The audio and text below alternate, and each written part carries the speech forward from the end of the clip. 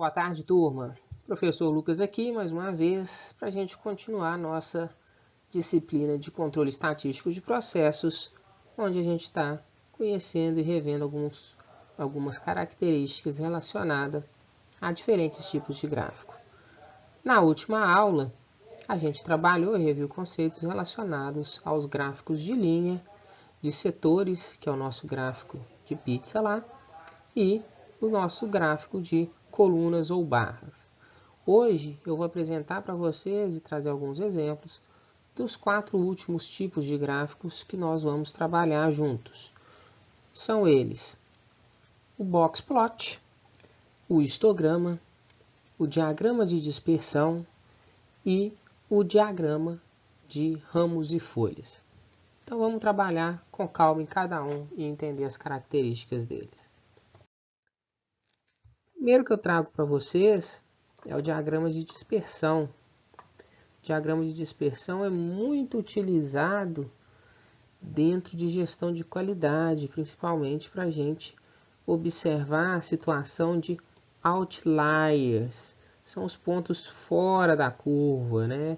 Os pontos que estão muito fora das tendências em que a curva apresenta.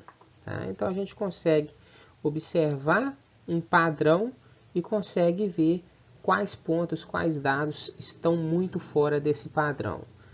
Ele relaciona duas variáveis quantitativas. Então observe o primeiro exemplo aqui. Ó. O primeiro exemplo está relacionando horas extras com erros no processo. Então, teoricamente, o funcionário que faz muitas horas extras, ele já está cansado, e se ele está cansado, ele tende a errar mais do que um operário, um trabalhador que esteja descansado. Então, no meu eixo horizontal, eu tenho aqui a quantidade de erros cometidos no processo. E no meu eixo vertical, tem a média de horas extras realizadas pelo funcionário no mês. Cada ponto, vamos analisar esse primeiro ponto aqui, ó. Vamos analisar esse primeiro pontinho que está mais ou menos aqui, ó. Destaquei ele para ficar mais visível. Então ele cometeu aproximadamente ali 4 erros e a gente consegue perceber que ele fez menos de 10 horas extras por mês. Vamos comparar com este ponto aqui, tá? Marquei de vermelho aqui, para ficar bem visível. Esse funcionário cometeu 20 erros. Você observa aí que foi 5 vezes mais do que o primeiro. Esse funcionário também realizou mais de 25, né, aproximadamente ali 26, 27 horas extras no mês. Então, vocês percebam também que aumentou a quantidade de horas extras.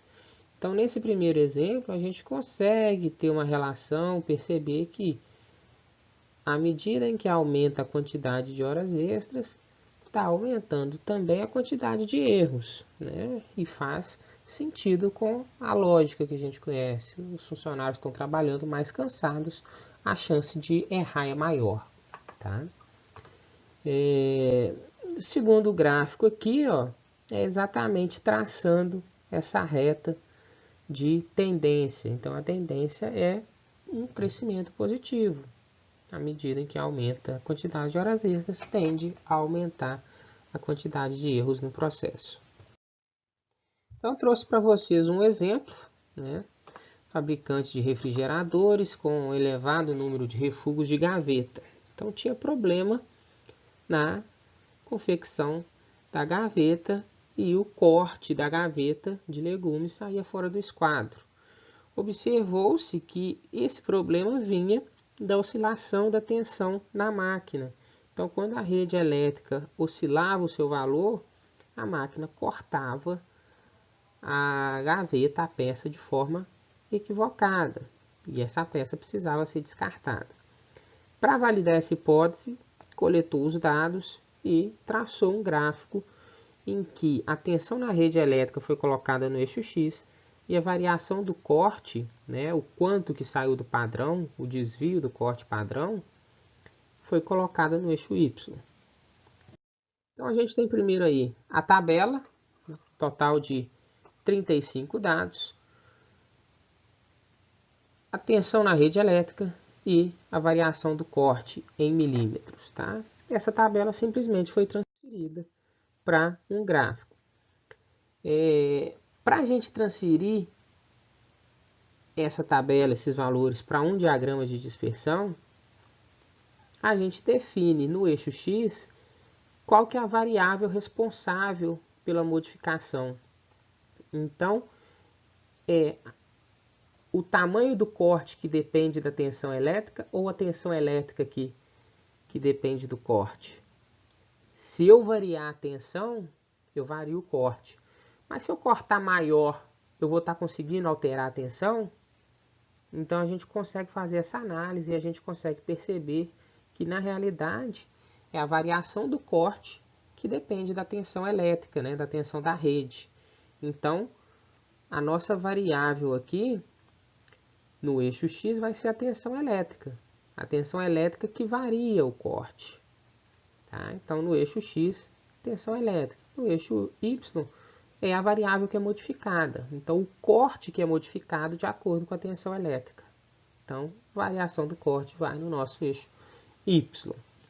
Perfeito? Então primeira definição. Segunda observação que é interessante é a gente pegar quais os valores máximos e mínimos tanto da variável que vai estar no eixo X, quanto da variável que vai estar no eixo Y. E simplesmente foi com observação naquela tabela anterior, e eu tirei esses valores da tabela anterior. Então, quando a gente pega aqueles dados daquela tabela, que tinha lá 35 dados, 35 medições, e começa a colocar ponto a ponto, lembrando que o diagrama de dispersão ele é ponto a ponto, a gente não faz uma ligação entre esses pontos. Quando a gente pega os dados da tabela e começa a plotar nesse diagrama de dispersão, essa é a cara do diagrama de dispersão que relaciona a tensão da rede elétrica com a variação do corte. Então vocês percebam que à medida em que a tensão se aproxima de 225 volts, a variação no corte diminui. Quando a tensão cai muito, a variação no corte é grande. Tá? Então a gente consegue observar uma relação direta entre tensão da rede elétrica com a variação no corte. Perfeito? Então a gente pode fazer uma análise desse gráfico com algumas definições. A gente consegue observar que para maiores valores de tensão estão associados às menores variações de corte. Então, para maiores valores de tensão, menores variações de corte. A gente percebe que a relação entre as variáveis é aproximadamente linear. Apesar da gente não ligar os pontos, esses pontos têm uma relação ali, uma proximidade entre si, que parecem formar uma reta, né? A gente consegue, se tentar traçar, uma reta bem definida dada por esses pontos. E como essa reta é muito bem definida, a gente pode falar que a relação entre essas variáveis é forte. Então a gente observa uma relação forte entre essas variáveis. Então vamos só exemplificar e caracterizar essas relações que a gente obtém do diagrama de dispersão. No primeiro diagrama aqui, ó, é um diagrama de dispersão em que ele não tem correlação. A gente percebe que os pontos estão absolutamente aleatórios. Tá? No segundo, é uma correlação positiva forte. Então perceba, a gente tem uma reta bem definida aqui. Ó. Todos os pontos estão agrupados bem próximos dessa reta. A diferença disso para uma correlação positiva média é que a gente ainda consegue ver a reta aqui, né? A gente consegue fazer uma associação a uma reta. Então, à medida que aumenta a variável x, a variável y também aumenta. Só que esses pontos estão mais dispersos em relação a essa reta do que estava aqui, ó, numa correlação forte. Então, vocês percebem que na correlação forte os pontos estão bem mais juntinhos, tá?